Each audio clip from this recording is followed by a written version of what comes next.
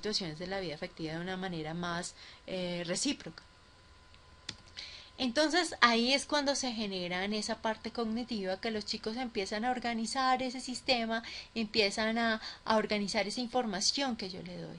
Ese es el segundo momento de cualquier proceso de aprendizaje que se da también en su aula, que se da dentro de cualquier proceso de aprendizaje y enseñanza que yo esté desarrollando con mis estudiantes. Y la tercera etapa del aprendizaje ya es cuando yo obtengo una respuesta de mi estudiante.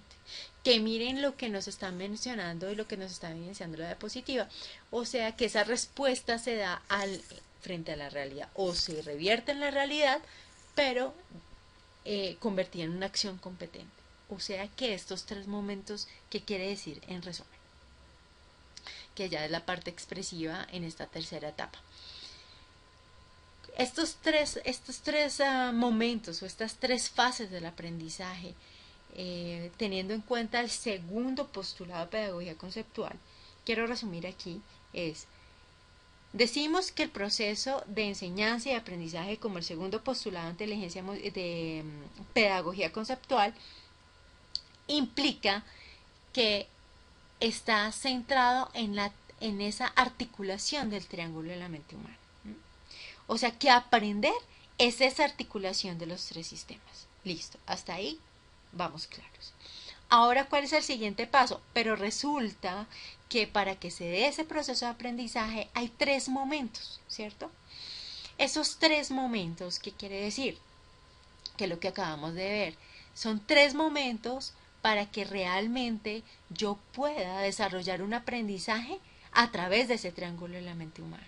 O sea que tengo tres partes o tres fases de ese aprendizaje donde en la primera yo motivo, yo le doy apertura a mi estudiante para que se motive, para que me dé el permiso de alguna otra manera desarrollar esa enseñanza con él, pero también para que yo capture a mi estudiante y le muestre la importancia que eso va a tener.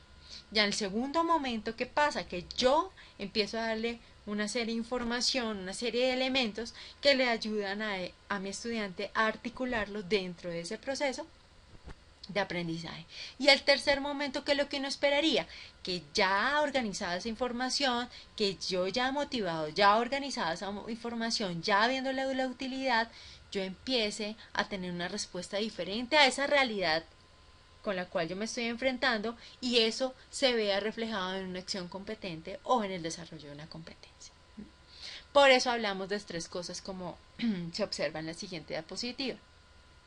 La primera fase del aprendizaje va a ser una vinculación. Ningún chico que no esté motivado en un proceso de aprendizaje no va a tener la posibilidad de verdad que ustedes puedan al finalizar su clase decir que aprendió. Por eso la vinculación y la motivación en cualquier proceso de aprendizaje es muy importante. La segunda fase, que es la reestructuración, y la tercera fase, que es la apropiación autónoma del aprendizaje, donde nosotros vemos evidente la competencia desarrollada. Tercer postulado. Listo, hasta aquí este momento Heidi que nos ha explicado. Heidi nos ha explicado que el primer postulado de pedagogía conceptual tiene que ver con qué es pedagogía conceptual, con cuáles son las teorías que lo fundamentan. Y el segundo postulado tiene que ver con el aprendizaje, el aprender y el concepto del aprendizaje desde esa articulación de los tres sistemas. Y el tercer postulado, ahora bien, yo ya sé cuáles son las teorías de base de pedagogía conceptual, yo ya sé qué es aprender, ahora cómo se diseña un acto pedagógico desde pedagogía conceptual. Para pedagogía conceptual hay dos líneas importantes en cualquier estructura y en cualquier diseño de una acción pedagógica o una línea pedagógica. De hecho, un modelo pedagógico debería articularse de esta manera. Y es pensar en dos líneas, una línea pedagógica y una línea didáctica. Como lo vimos en los hexágonos iniciales que les mostré de las pedagogías tradicionales y las pedagogías activas. Bien, acá, ¿qué estamos diciendo? Que el hexágono pedagógico para pedagogía conceptual es la manera en la que yo estoy articulando cualquier proceso de aprendizaje o cualquier acción pedagógica dentro de mi aula, o en este caso modelo pedagógico debería estar articulado así como les decía, o por ejemplo una actividad pedagógica que ustedes quieran diseñar en sus aulas o por fuera de ellas debería estar diseñada de esta manera. ¿Qué quiere decir eso? Que para pedagogía conceptual uno debería hacerse 6 preguntas. 3 primeras preguntas bajo una línea curricular o pedagógica y 3 preguntas, perdón, bajo una línea didáctica. Listo. ¿Qué quiere decir esto? Que tenemos una primera línea pedagógica, pedagógica curricular, donde vemos 3 preguntas importantes, y es: si yo quiero desarrollar un proceso de aprendizaje con mis estudiantes, ¿cómo debería empezarlo a hacer? Lo primero que yo me debería preguntar es qué es lo que ellos deben alcanzar en términos de los desempeños, eso traducido a competencias. Luego debería empezar a preguntarme cómo debo evaluar o qué evidencias deberían demostrarme que realmente una persona está alcanzando el desempeño, que ahí estaría toda la formulación de la evaluación en cualquier acción pedagógica. La tercera cosa que yo debería hacer es cuáles son las enseñanzas y esas estructuras de información que yo debería mostrarle a mi estudiante. ¿Para qué? Para que realmente cumpla, como lo vemos en la diapositiva, para que realmente cumpla con el desarrollo de esa competencia, o en este caso con el desarrollo de esos propósitos, como se lo señala. Listo, yo ya tengo clara esta primera línea, ¿cierto? La línea pedagógico curricular con estas 3 preguntas ya me las contesté.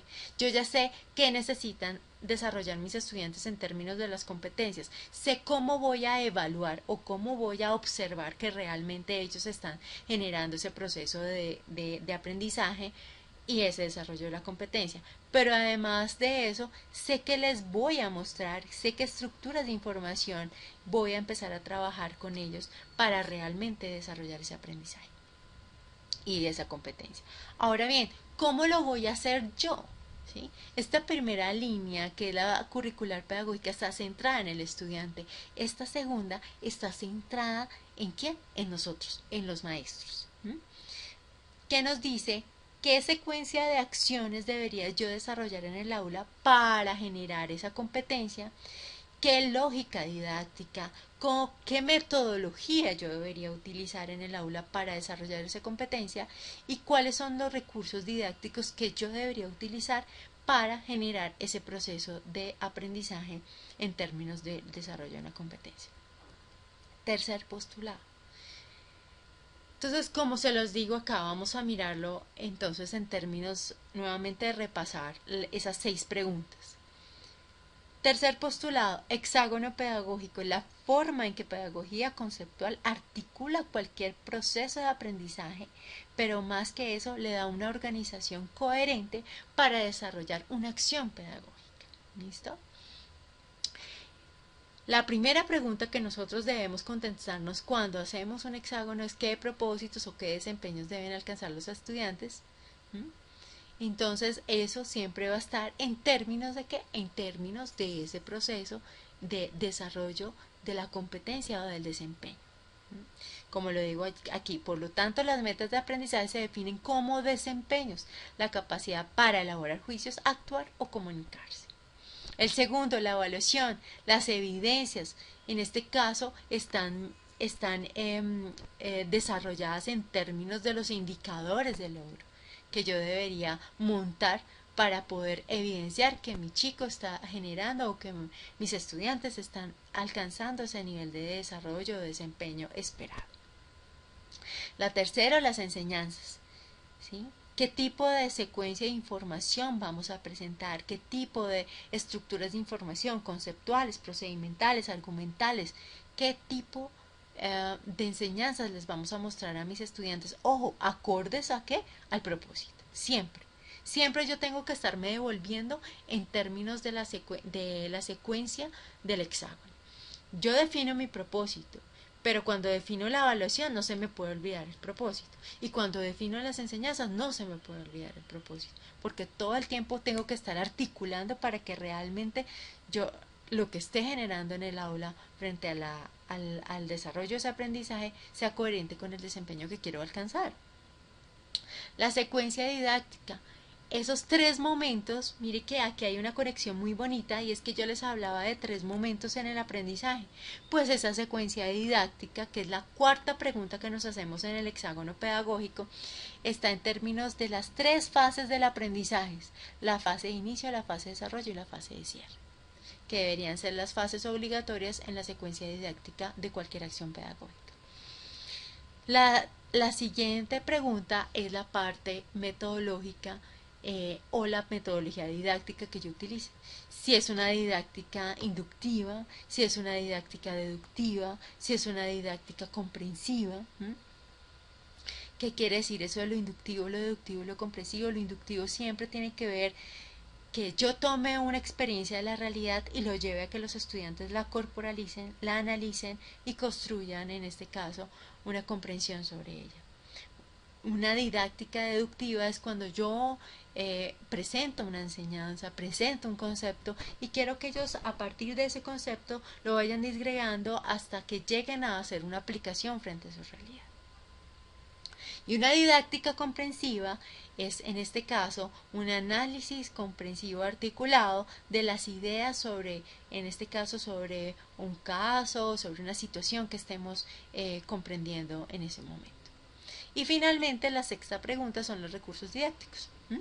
Tiene que ver con todo aquello que yo utilizo en el aula para producir ese proceso de aprendizaje en términos del caso, de la situación, del juego, todos los recursos que de alguna otra manera me ayudan a alimentar, sobre todo a animar la clase, y en este caso en términos de pedagogía conceptual es todo lo que de alguna otra manera me ayuda a hacer ese proceso de aprendizaje un poco más placentero para los estudiantes.